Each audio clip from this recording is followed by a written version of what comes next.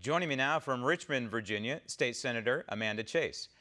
Senator, it really says a lot about our republic, the state of our republic right now, that this is even a story, that we even have you on the program to talk about exercising your Second Amendment rights. I'd rather talk to you about, frankly, what you're doing in the Old Dominion state vis-a-vis trying to ban sanctuary cities, and maybe we'll have a second to talk about that. But I saw this in the news cycle. I said, hey, I need to get this lawmaker on my program and talk about this. But it really is kind of a sad sign of the times that it's news, the fact that you're carrying a firearm in public. Well, you're exactly right. And I express your sentiments on that. A lot of the local news in my area, they made that the story in my area. And they said, what are you trying to say? And I said, what do you mean? This is for personal safety. I'm not trying to make a statement. I'm trying to protect myself.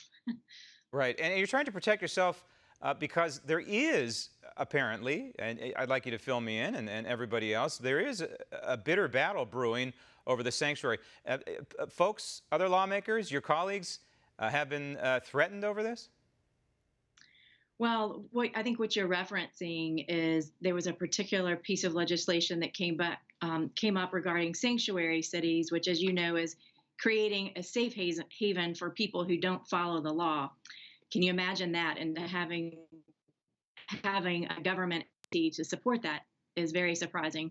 But one of my colleagues, Senator Black, after a very heated discussion in committee, was leaving that committee meeting, and one of the those folks who were the far left approached him, and they didn't just approach him. I mean, they were coming after him to the point they had to get the Capitol Police involved. They were in his face. And I normally conceal carry regularly, when I'm doing my work at the Capitol, and I just carry it every day, just like people brush their teeth. They leave the house, they carry their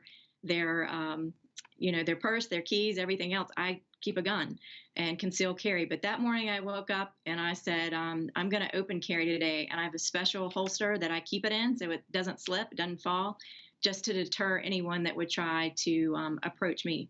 And this, to go down the sanctuary path for just a moment, right now the Virginia legislature, both the Senate and the lower house, the state house, is very slim Republican majorities right now. And we know what's happening in Virginia. Virginia was a red state, turned purple, and it's certainly in the process of turning blue. Yet you have these slim majorities. So do you look at now as the time to address this matter in terms of sanctuary cities? Well, yes, it comes up every year, and every year the GOP deals with it appropriately.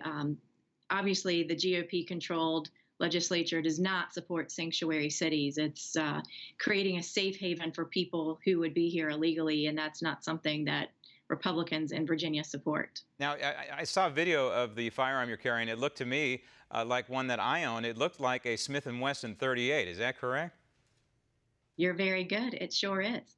Those are hard to fire, by the way. Be careful pulling that trigger. It's all manual, all spring-loaded.